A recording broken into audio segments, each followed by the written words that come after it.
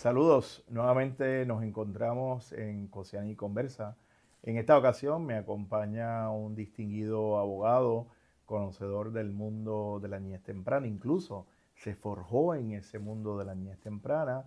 Y está conmigo el licenciado Roberto Carlos Pagán, quien fuera el administrador de la ACUDEN, la agencia líder de la niñez temprana. Hoy por hoy, abogado litigante, asesor, consultor y conocedor en materias de niñez temprana, de familias, de comunidad, de bienestar, de fondos federales y de muchísimas cosas más. Bienvenido, Roberto. Gracias, Eric. Gracias por la oportunidad ¿verdad? De colaborar una vez más de tantas Seguro. cosas que hemos podido trabajar juntos en bienestar, ¿verdad? A favor del bienestar de la niñez, de las familias, del desarrollo socioeconómico de Puerto Rico. Así que un placer estar con ustedes. Qué bueno, pues nos encontramos aquí en las facilidades de Cociani, la Cooperativa de Servicios Integrados a la Niñez, en nuestro salón de podcast y streaming, donde ofrecemos servicios para aquellas organizaciones sin fines de lucro que buscan visibilizar los proyectos que tienen, recordando que la tecnología y los medios y los canales de comunicación cambiaron y hoy tenemos distintas oportunidades para conversar, comunicar y conocer qué están haciendo las organizaciones. En este momento quisiéramos centrar la conversación en los cambios que se avecinan, que ya anunció el gobierno federal con relación al servicio de cuidado y desarrollo de la niñez temprana, que en nuestro caso va a tener un impacto, pero la realidad es que todavía nuestras comunidades, y cuando hablo de las comunidades hablo de los centros, de los operadores, de los centros de cuidado y de las distintas estrategias de ofrecer el servicio se van a ver impactados. Y esto surge, Roberto, como parte de los cambios que ha introducido el gobierno del presidente Donald Trump y que son mandatorios seguir en Puerto Rico. Hablamos un poquito más de eso. Claro, pues, como ven tú sabes, Eric, ¿verdad? Cada administración establece su política pública en cuanto a distintos sectores. En este caso es una administración de corte republicana, así que mirando a nivel de política pública macro, usualmente los programas de servicio social tienden a tener menor inversión. En este caso, se ha promulgado una serie de medidas que a juicio de la administración federal se enfocan en fortalecer el servicio en los centros de cuidado. ¿Qué pasa? Eso nos impacta directamente a Puerto Rico porque puntualmente, pudiese decirte muchos cambios que van a haber, pero de los principales, el pago por matrícula adelantada va a culminar, el pago por matrícula en sí va a culminar, es por niños servidos, en vez de ser prospectivo, el gobierno federal está instando a que sea entonces por niños servidos.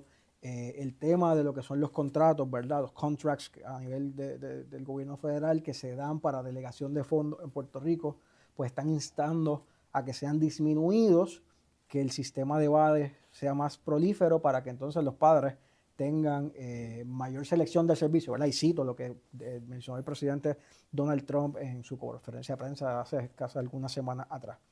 Naturalmente, esto lleva a un proceso de introspección, de análisis robusto, porque Puerto Rico, por lo largo de los años, y como tú bien conoces de los servicios a la niñez temprana, Puerto Rico en su mayoría es un desierto de servicios. Es área rural y tiene unas peculiaridades geográficas y a nivel demográfica que llevan a que la mayoría del servicio del programa Childcare se dé a través de delegaciones de fondos, porque la norma así lo buscaba, decía, tú tienes que delegar el fondo para asegurar la viabilidad del servicio. Por ejemplo, un municipio como Las Marías, un municipio como Maricao, un municipio como Jayuya, que pues, la economía no aguanta. Como Villalba. Villalba, vámonos quizá a municipios como Patilla, vamos a municipios como Maunabo, que es verdad que usualmente tienen economías o más agrícolas, pesqueras, Claro. son economías que no aguantan el pago de $600, $700 mensuales por un centro de cuidado, pues para eso es que llega entonces esta subvención. Así que eso pudiese enfrentar una serie de retos que tenemos que buscar cómo repensar el sistema. Y si bien es cierto, yo creo que uno de los grandes avances que plantea es la desregulación, que no siempre es negativa, ¿verdad? En ocasiones puede ser positiva, pero la realidad es que en los últimos 4 años se trabajó en fortalecer el ecosistema, pero todavía faltaba Claro. para fortalecer ese ecosistema y crear redes de apoyo donde realmente tuviéramos presencia para tener servicios accesibles, adecuados y oportunos, porque Claro. no olvidemos que estamos hablando de las necesidades muy particulares de la familia y como tú muy bien planteabas, las necesidades de las familias en Maricao no son las necesidades de las familias en Guaynabo. la mirada que se tiene sobre lo que es la educación temprana en estas primeras etapas de vida, pues tiene un valor muy distinto a lo mejor en la capital, en San Juan, que en Cabo Rojo, ¿verdad? Por ponerte un pueblo del área oeste y lo más profundo, la otra punta de Claro. Puerto Rico. Y yo creo que una de las preocupaciones que se ha planteado desde nuestro sector es que tiene que haber una transición ordenada y más que todo planificada. Porque si bien es cierto que hay que atemperarnos, y yo creo que en términos generales Puerto Rico está en cumplimiento de las nuevas normas, esas normas y esos cambios que se van a establecer tienen que ser organizados, planificados y divulgados a los actores y las actrices que participan de este proceso. Yo creo, Ever, que viendo eso mismo que tú estás planteando, tenemos que partir de varios escenarios. Desde el 2017, el sector de la niñez temprana tuvo que estar en ciclos de recuperación constante. ¿Por qué? Huracanes Irma y María, luego los famosos terremotos del sur y luego el COVID-19. Posterior al COVID también tuvimos el embate de varios eventos climatológicos, ¿no? Así que, de cierta forma u otra, el sector nunca pudo tener una recuperación al 100%. Y ha venido cambiando de ciclos de política pública, de ciclos de gobierno, ¿verdad? Cada gobierno implanta su modelo y entonces ahora llega un nuevo ruling que requiere que el sistema se repiense completo. Totalmente, totalmente. Y eso requiere una introspección, tú hablabas, ¿verdad? De hacer una reflexión honesta y recientemente se publicó un estudio relacionado con la disponibilidad de servicios para la niñez temprana y nos parece que todavía ese estudio se podía mejorar, ampliar y focalizar en unas áreas. Y yo creo que es un instrumento importante que nos puede servir como parte de la calibración de los servicios que tiene para ver dónde está el ecosistema y saber cómo se va a establecer este proceso.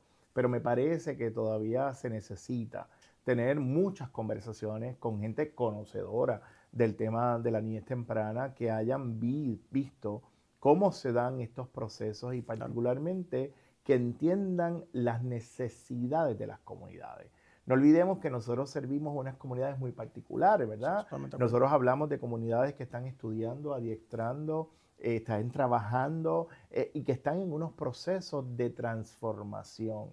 La realidad es que nuestro mercado es un mercado muy particular y todavía hay muchas tensiones en el mercado.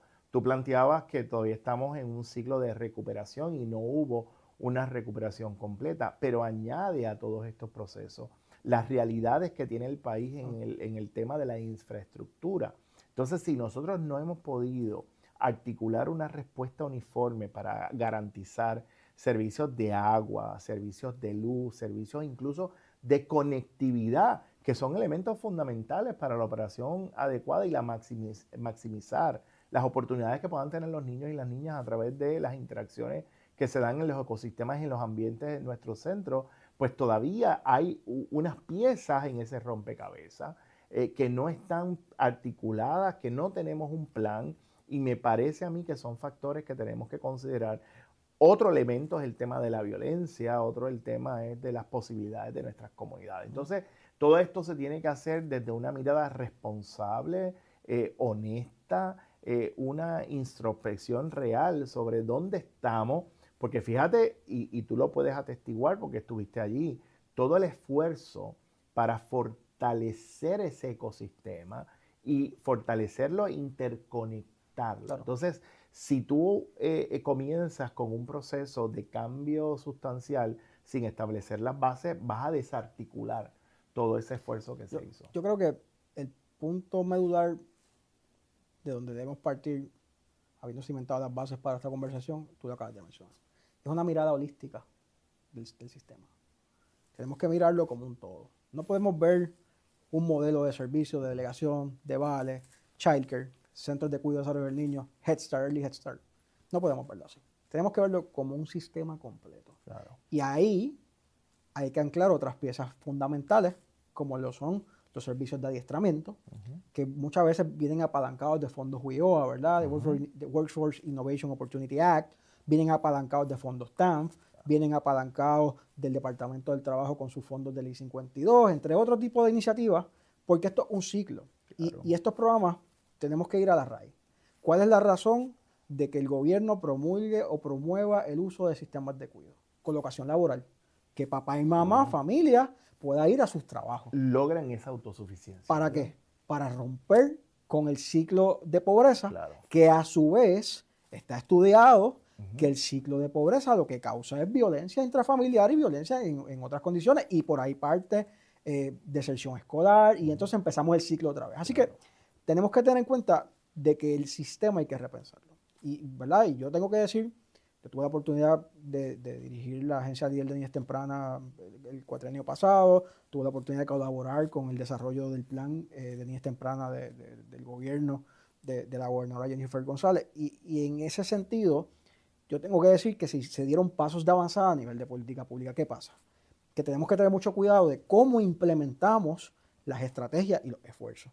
Y en esa implementación no podemos perder de vista, no se puede perder de vista, que al final del día, si tú no tienes un sistema robusto, no tienes dónde servir a los niños. Y si tú no tienes dónde servir a los niños, dislocas la rueda y vuelves a comenzar donde lamentablemente se empezó hace unos años. Hay un comentario que llama mi atención de forma poderosa, y es que tú hablaste del encadenamiento, del eslabonamiento que se tiene que hacer, y no podemos mirarlo desde acá de una sola agencia, sino ver dónde están las posibilidades, cómo yo continúo fortaleciendo el sector para asegurar que, porque tenemos muchas posibilidades de eslabonar, encadenar distintas fuentes de financiamiento para fortalecerlo, pero tenemos que hacer una mirada sistémica.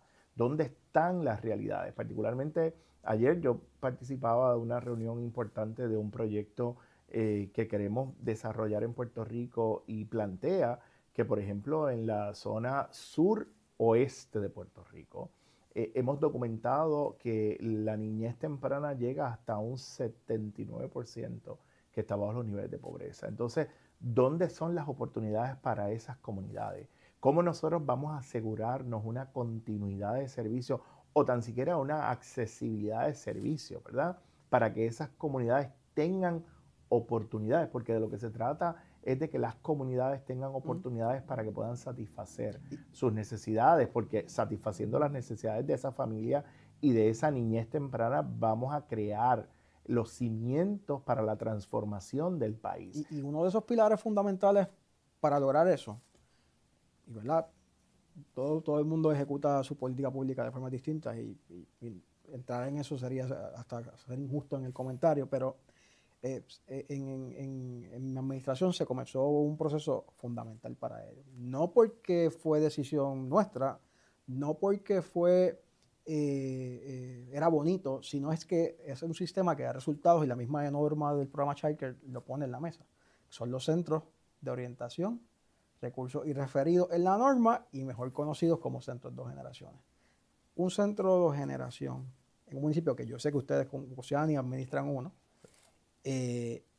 un centro de generaciones en una comunidad es la mejor herramienta para romper con el ciclo y convertirse en eso que bien tú planteas, de que sea esa estrategia de poner herramientas en las manos de la familia.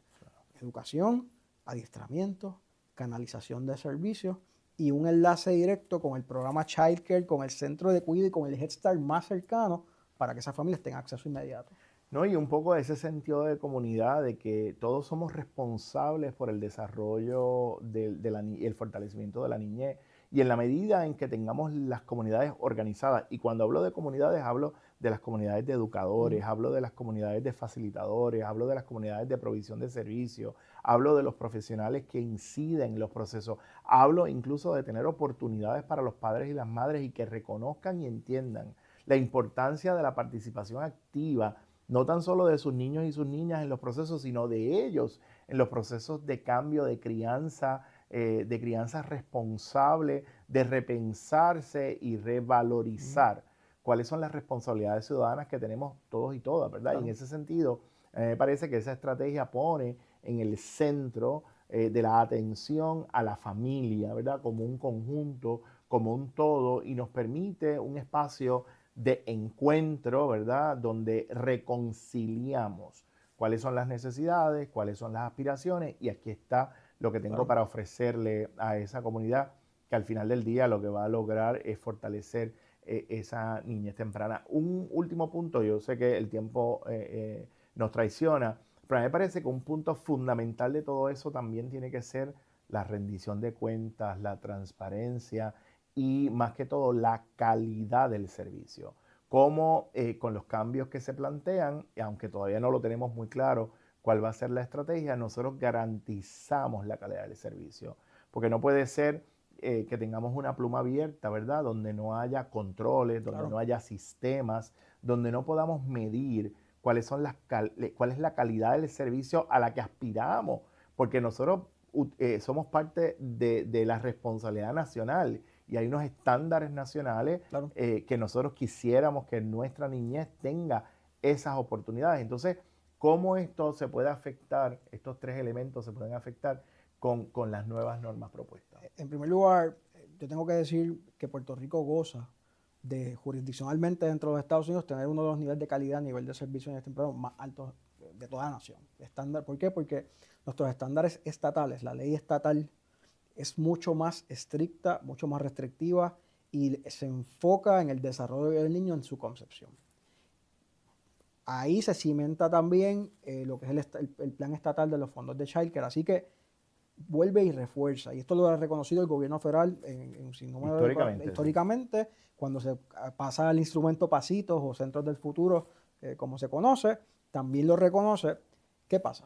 Viene un reto nuevo con la nueva regulación, y es que si comenzamos a disminuir la cantidad de contratos otorgados, o sea, vamos a hablar claro, las delegaciones de fondos, tiene que desarrollarse una estrategia que permita seguir incentivando la calidad, lo que se llama el quality improvement, que yo sé que tú lo entiendes muy bien, pero, ok, en esa dirección, o tienen que desarrollar un sistema de grants específicos para, de tiempo en tiempo, permitir que los centros participantes del programa puedan hacer inversiones en quality, o tienen que revisar nuevamente la tarifa del vale de childcare para que entonces pueda hacerse una mayor inversión en el quality improvement del centro, porque al final del día, ese quality improvement, ese gasto, como se le conoce a nivel de administración del Fondo Federal, no es otra cosa que cómo atendemos al niño, cómo ponemos mejores herramientas, cómo podemos continuar sosteniendo los salarios del personal de servicio directo, maestros, asistentes, adiestramientos, CDA, que Puerto Rico goza de que en su mayoría, o por decir todo el mundo, todo el que interviene con un menor en el ambiente o en el salón, tiene su CDA.